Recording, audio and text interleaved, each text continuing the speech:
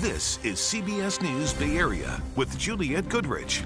Good evening. It is a heartbreaking story and a community heartbroken now after a tragic crash in San Francisco's West Portal neighborhood is now gathering for a vigil to pay respects for a family hit by an SUV at a bus stop.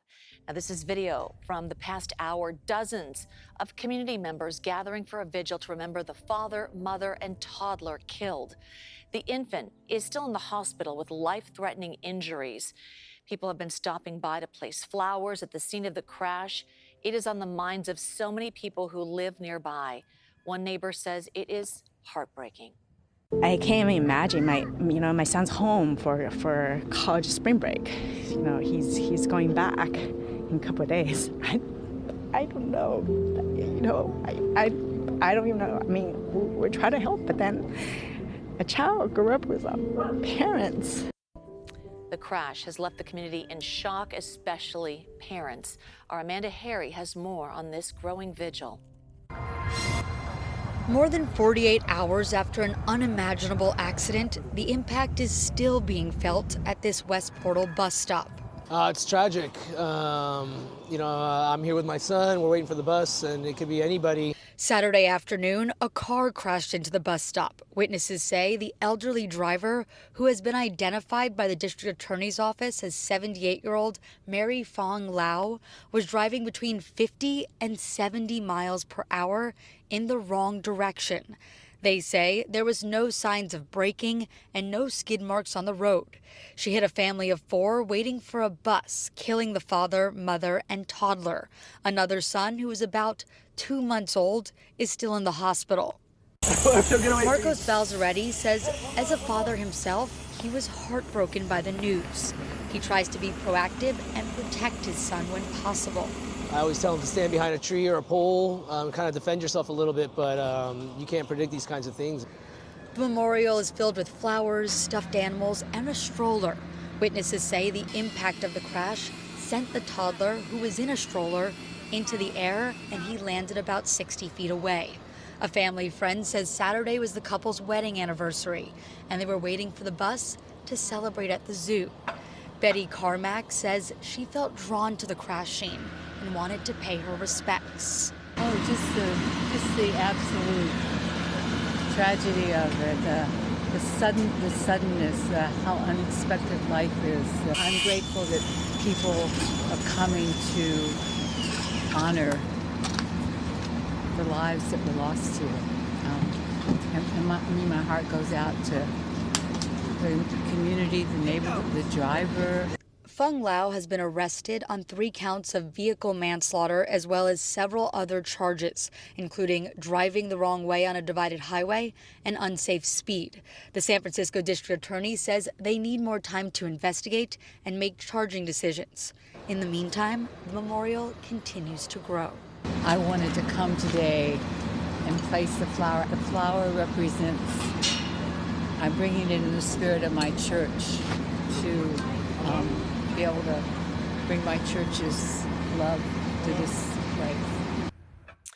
So we still don't know what exactly caused the crash, but pedestrian advocates are calling for more safety measures in the wake of this accident. Some new tools will be coming soon. In fact, San Francisco will be among the handful of California cities to get cameras that will automatically issue tickets to speeding drivers. So the red markers that you see there on the map, it actually shows where they could go. There will be 33 cameras installed across the city. Each district will get at least 2 in areas where speeding has been a problem. Transit officials will hold a meeting tomorrow to lay out some of the logistics. Once they are installed, anyone driving over 11 miles over the speed limit will then be fined. The pilot program is a result of the new law, went into effect. Oakland and San Jose are the only other Bay Area cities that will also be allowed to test these cameras. No word on when and where those cities plan to install them. Okay, so engine issues grounded another United Airlines flight in San Francisco today. The flight bound for Japan had to return to the gate and was delayed nearly 5 hours before taking off again. This marks at least the 10th incident involving the airline in the past 2 weeks. Earlier this month, you may recall, a United Airlines jet heading to Japan from SFO lost a wheel during takeoff. And now just today, United Airlines CEO is announcing new safety measures. In fact, the CEO, Scott Kirby, sent a letter to its United Mileage Plus members saying the airline has experienced a number of incidents that are reminders of the importance of safety. He stated while they are all unrelated, the incidents have their attention and sharpened their focus. The CEO said the airline will be reviewing each case to understand what happened, adding an extra day of in-person training for all pilots beginning in May, adding a centralized training curriculum for new maintenance technicians, and adding more resources to supplier network management. On to Oakland. It is hoping to renew faith along the city's troubled Hagenberger corridor, on the way to the airport. There have been car break-ins, thefts. It's prompted several businesses to shut down. Today, the mayor lined up with city leaders, law enforcement, and community groups to say that the area is actually seeing crime trending down compared to 2023 in auto burglaries, robberies, and theft. The OPD is conducting more foot patrols. The Port of Oakland and the Sheriff's Department monitoring a network of surveillance cameras, and the CHP is conducting periodic surge operations. And as East Oakland rises, our city and this region will rise and will thrive for generations to come. And together we must and we will get it done. The city also has a partnership with a safety ambassador program called the Black Culture Zone, with civilian patrols trained in conflict resolution. Now to Treasure Island, where a woman with a difficult past has made it her mission to keep troubled teens from going down the same path. Kenny Choi takes us inside a charter school where the key ingredients are accountability, opportunity, and relentless love.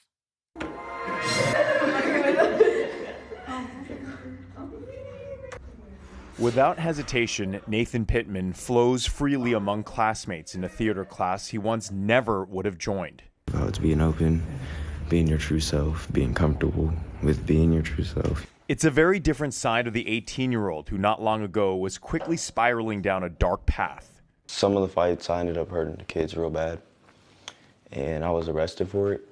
But persistent pleas to change course and a timely introduction to Terry Delaney, the founder of Life Learning Academy on Treasure Island, became a turning point. I knew he had some challenges from his past, but he has this leadership warmth. The truth hits you hard, like where somebody notices your path, like where you're going before you're there. Delaney intimately knows what it's like living on the streets and where that often leads. I was running away at 13. At age 14, I had a needle in my arm. From 14 to 20, I was a heroin addict. She turned her life around through recovery at the Delancey Street Foundation in San Francisco. Her focus now centers around at-risk high school students.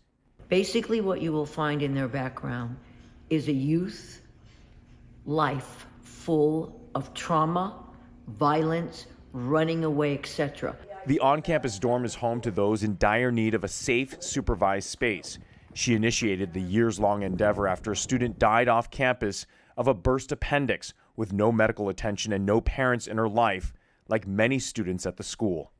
They can, have this beautiful environment, live with a bunch of other kids who all get along and they cook together and they eat together. We have created a family environment.